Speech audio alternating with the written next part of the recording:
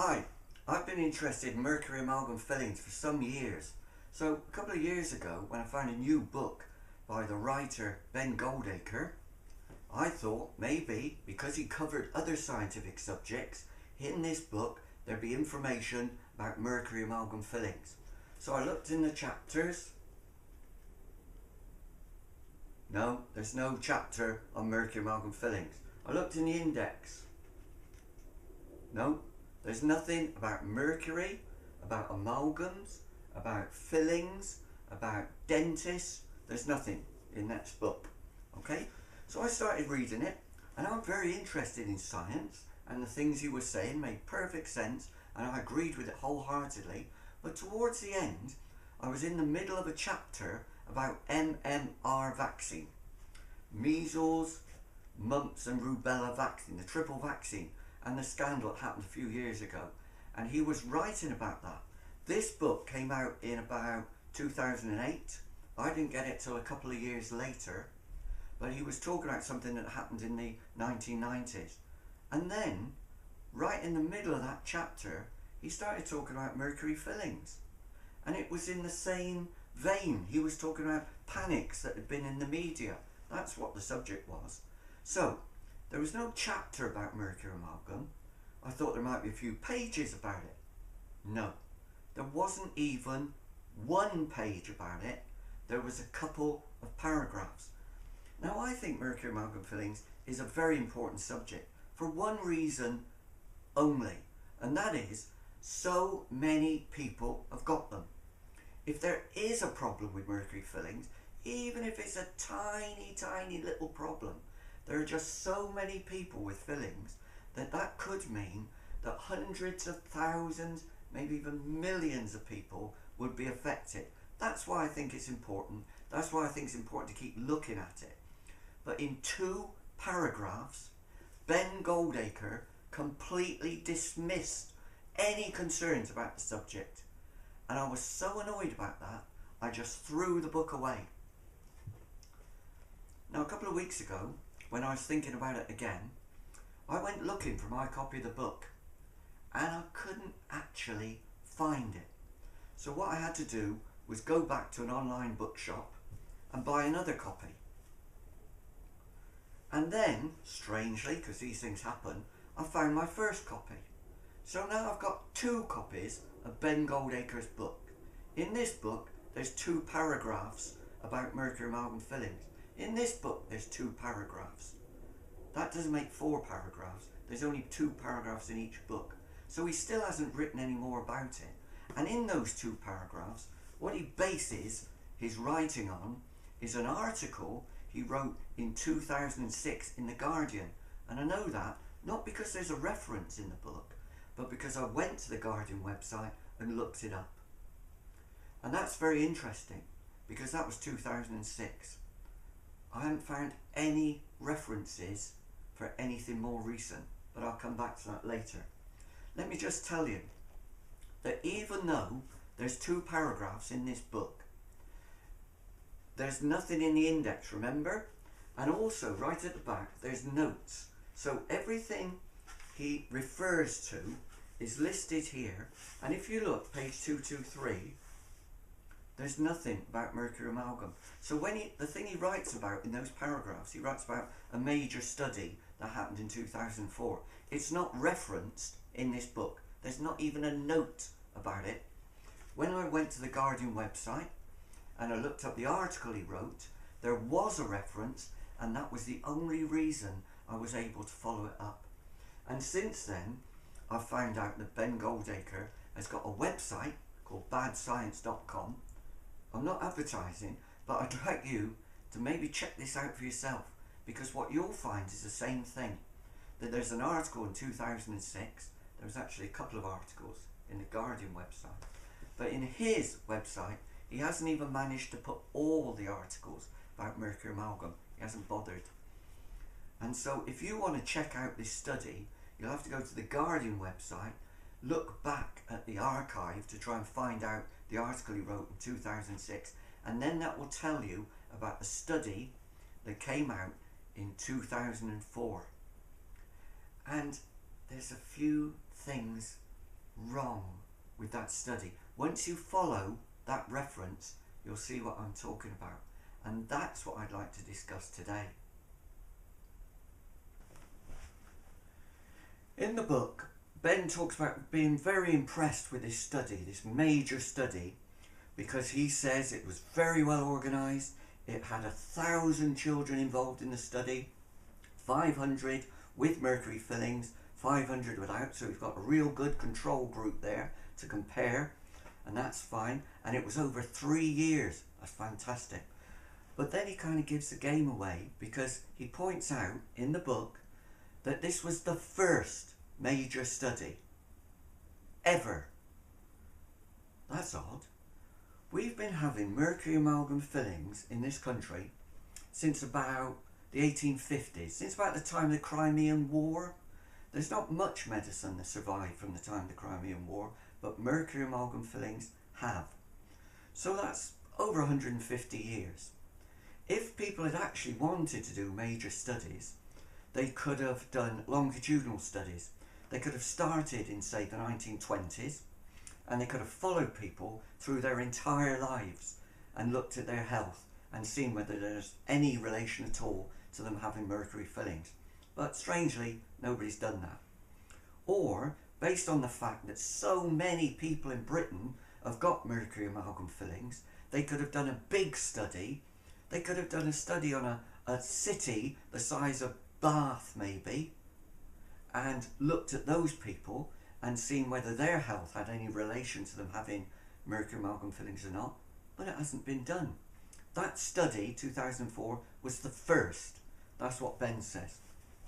So there's a problem with that, I think, because that means if that study was the first major one, then all the ones before have been minor. It was 1,000 children. All the ones before have been a smaller number of people. It was 3 years. All the studies before have been over a period of time. So surely that means if that study was the first major study and was very reliable and well done and scientifically handled, then maybe all the studies before haven't been so well done, haven't been so scientifically based, haven't been so well handled. You could draw that kind of inference, couldn't you? But the strange thing is that in Ben Gardner's article, what he says is, quite categorically, that all previous research proves that there's nothing wrong with mercury amalgam. Wait a minute. All previous research. So that means all those little studies that he was being a bit scathing about, all those studies with less than 1,000 children, maybe 500, 200, 100, small studies, less than 100. Over 3 years, that was the major study. Maybe less than 3 years, maybe 2 years, 1 year, 6 months. Those small studies, some of them weren't even for 6 months. And yet, on the one hand, we're talking about a major study and how good that is. But on the other hand, the other studies, which weren't quite so good, he's now saying, but they prove conclusively that there's nothing wrong with mercury amalgam. So suddenly they've been promoted to good studies, even though they're small, over a small time scale, using a small number of people, maybe not done very rigorously. They're still good enough to prove that mercury amalgam was fine. I think that's a bit of a contradiction, and I'm not confident, looking at this single study, that that will overturn the years and years of doing scrappy little studies and trying to rely on that for an opinion. So let's talk about this major study from 2004. It took place over 3 years. And one of the things I'm interested in is, where was it? I mean, was it in London? Was it in Liverpool? Was it in Glasgow? And the reason I'm asking that is because I live in the Manchester area.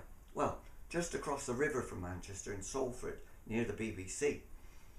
But I read recently that recent studies had shown that children in London were having a different health experiences to children in Liverpool and, say, Manchester. People in those areas up north were less healthy, and the theory was maybe they weren't eating a proper diet, maybe they didn't take so much exercise when they're up north, maybe they were suffering from pollution, we're not too sure. But we're quite clear that there's a difference between people living in the north of England and people living in the south. So, where was this major study done? Because if it was done in London and I'm living in Manchester, I might think that maybe the results aren't really that relevant, and maybe there's a problem with those results, that they don't relate to the health experiences of children living up north. So let's test that out, shall we? Where was this study done? It turns out that it wasn't done in the south of England or the north of England. It was done in Portugal. Portugal is a country that's a bit south of the south of England, and it's on the Atlantic coast facing the Americas. And it turns out that this study was done in Lisbon. Now, with the greatest respect, Lisbon is not actually like London either. They're both capital cities and they both begin with L. But health-wise, people in Lisbon would be on a different diet to people living in London, let alone Liverpool. And they might take different forms of exercise. They've got a different health system there. They've got a different way of doing dentistry maybe. So is this relevant to me? This is what I need to know. And this wasn't mentioned in either the book or the articles that Ben wrote. He didn't mention the fact that the study was done in Lisbon. And you have to ask yourself, if that study was done in Lisbon, are the results completely compatible with, say, London, or even Berlin, or even Stockholm, or Copenhagen, or Paris, or Liverpool? There might be a difference in the health profile of the children in those different areas, and therefore that needs to be taken into account. We can't just take a study that was done in Portugal and say, well, obviously the results would be the same in the UK. There's no guarantee of that at all. What we'd have to do is try and replicate that study in this country and see if we got the same results. However, it's even worse than that, because it turns out that this study is what we call a two-centre study. Half of it was done in Lisbon, Portugal, and the other half was done somewhere else. Ah, brilliant. Maybe the other half was done in London. Maybe the other half was done in Paris. And then we could compare the two halves and see whether there's any difference geographically. That would be a great help. So where was the other half of this study? And the answer is the USA. The United States of America. Half this study was done in Portugal and the other half was done in the United States. So here we are again. Because the health experiences of children in the United States might be different to the health experiences of children in Portugal. And because the United States is actually a continent, a huge country, we know that there's differences between London and Liverpool as far as children's health goes. Maybe there's differences between, say, New York and San Francisco. Maybe there's differences between New Jersey and Albuquerque. Maybe there's differences with Las Vegas, that's in the desert. So it's quite relevant to ask, where was this study done in the US? Maybe it was somewhere similar, because after all, Lisbon is a small city, it's on the sea, it's by the ocean. Maybe it's somewhere comparable to, say, New Orleans.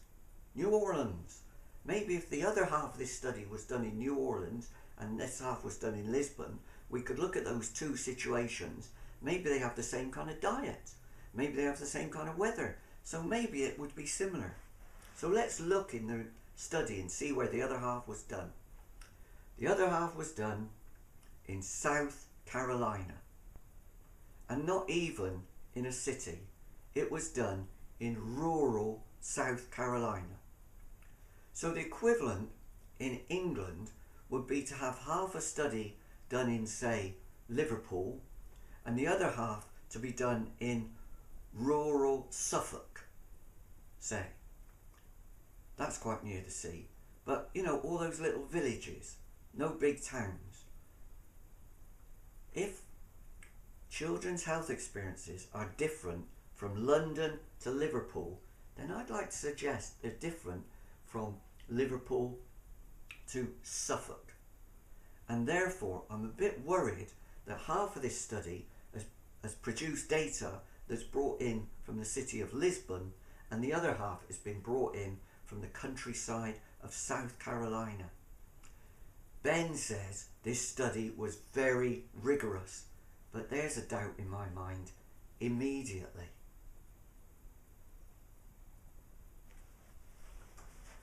But the location is only one problem. The other problem is that we're talking about a test that went on over 3 years. Now, that's a good thing, right?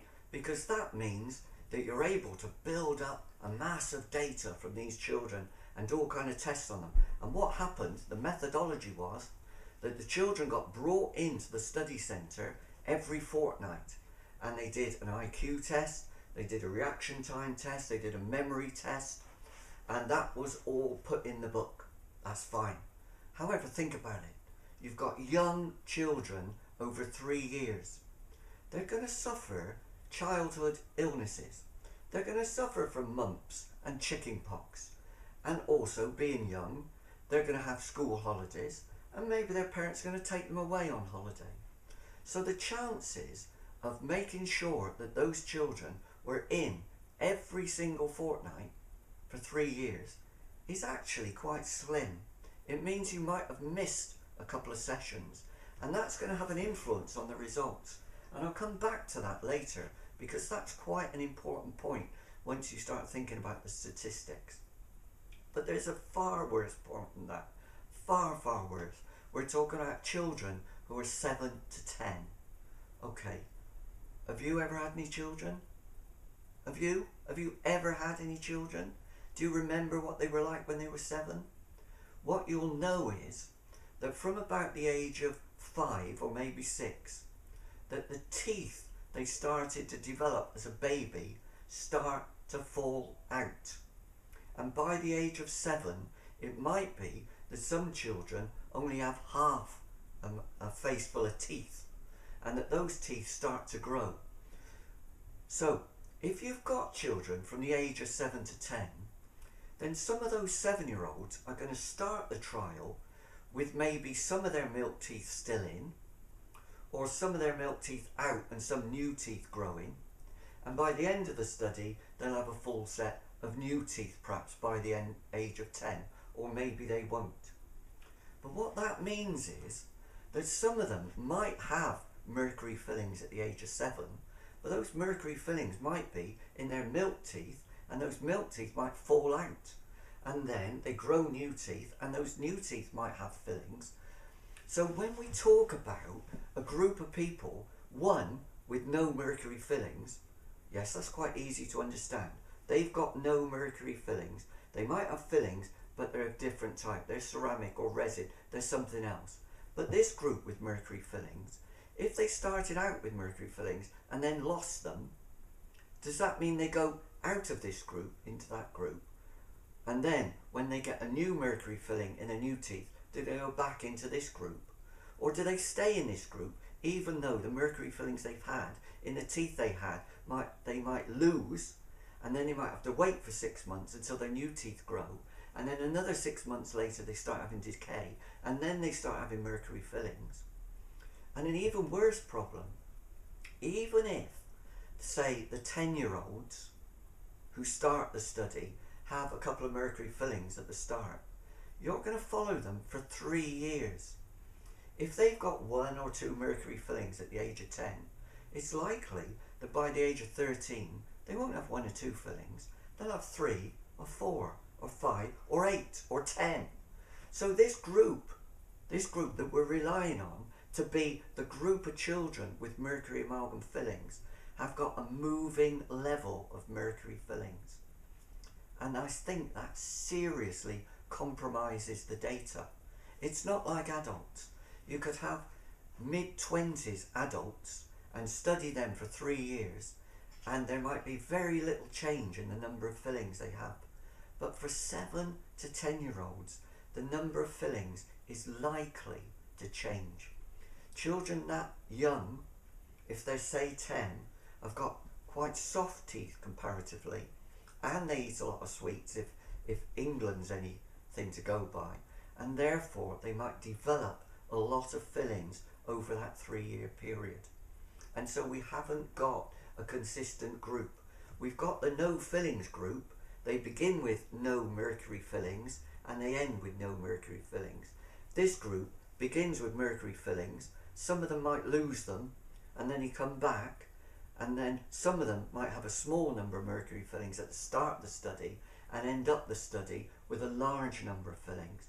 So with the greatest will in the world, I think that makes the statistics a bit unreliable also, and I think that casts some doubt on what the results might be. But even if this study mentioned in this book was absolutely brilliant and definitive, the other thing that Ben says is that's just the start. There are other studies in the pipeline, major studies that are coming out, and they'll prove conclusively that mercury amalgam filling is fine. So I've got his new book. This is 2014, Selective Writings from the Last 10 Years.